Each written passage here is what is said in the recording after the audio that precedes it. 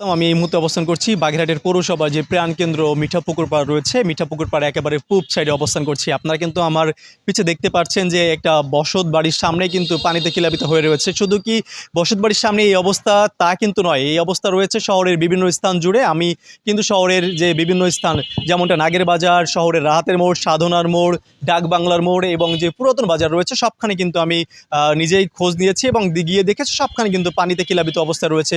শহরের পুরো রাস্তাঘাট আমি কিন্তু কিছু সময় আগে অর্থাৎ ১ ঘন্টা খানেক আগে কিন্তু শহরের যে রাহাতের মোড় রয়েছে এখানে কিন্তু কিছু স্থানীয়রা যে জাল টেনে মাছ ধরার চেষ্টা করেছে, যে এটাও কিন্তু তাদের এক ধরনের প্রতিবাদ বলে জানিয়েছেন তারা, যে পৌরসভার এমন অবস্থা যে একটু জ্বরের পানি বৃদ্ধি অথবা যদি একটু মাঝারি অথবা ভারী সাইজের যদি বৃষ্টি হয় এই পৌরসভায় একেবারে পানির নিচে তলিয়ে যায়, যেখানে মানুষের বসবাস অনুপযোগী হয়ে ওঠে বলে জানিয়েছেন তারা। আপনাদের যদি একটু জানিয়ে রাখি যে এই যে পানির বৃদ্ধির কারণে সবথেকে বেশি ক্ষতিগ্রস্তর মুখী হন কিন্তু নিম্ন আয়ের যে মানুষগুলো রয়েছে তারা হয়। এর পাশাপাশি কিন্তু যারা সরকারি কর্মকর্তা রয়েছে তাদেরও কিন্তু অবস্থা এক। দেশ জুড়ে তোলপাড় ওয়ালটন ফ্রিজ কিনে আপনিও হয়ে যেতে পারেন মিলেনিয়ার।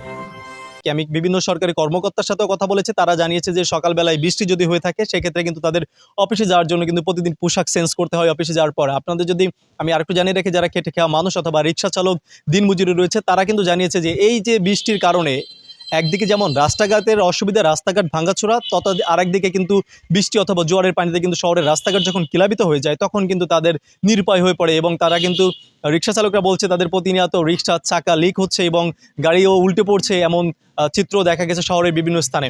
আমি শহরের বিভিন্ন মানুষের সাথে কথা বলেছি, তারা কিন্তু এখন একটি দাবি রয়েছে যে শহরের ড্রেনেজ ব্যবস্থা যদি উন্নয়ন করা হয় তাহলে কিন্তু এই পানি এইভাবে থাকবে না বলে জানিয়েছেন তারা। আপনাদের যদি আমি একটু জানিয়ে রাখি, আমি কিন্তু পৌরসভা কর্তৃপক্ষের সাথে কথা বলেছিলাম, তারা কিন্তু জানিয়েছে যে শহরের যে পাশে যে ভৈরব নদ রয়েছে এই নদে কিন্তু দিন দিন পলি জমে কিন্তু শহরের নদের গভীরতা কমছে, যার জন্য কিন্তু পানি শহরের থেকে উঁচু স্থানে ওঠে, যার কারণে কিন্তু শহরের ভিতর সহজেই পানি প্লাবিত হয়। আপনাদের আমি যদি তাদের কথা যদি আরেকটু জানিয়ে রাখি, তারা বলছে কি সাধারণভাবে কিন্তু বাগেরহাট শহরে প্রায় ৭.৫ কিলোমিটার ড্রেনেজের কাজ চলছে। এই কাজগুলো সম্পূর্ণ হলে কিন্তু এই পানির যে নিষ্কাশনের ব্যবস্থা খুবই ভালো হয়ে যাবে বলে জানিয়েছেন তারা। এবং রাস্তাঘাটেরও কাজ চলছে কিন্তু শহরের বিভিন্ন জায়গায় দেখা যায়, যার জন্য কিন্তু এই মানুষের এই ভোগান্তির মুখে পড়ছে প্রতিনিয়ত। শহরের মানুষের এখন একটাই দাবি রয়েছে, এই পৌরসভাকে যেন সরকারের দৃষ্টি আকর্ষণ করে উঁচু করে এবং শহরবাসীকে কিছু সময়ের জন্য হলেও শান্তিতে রাখে।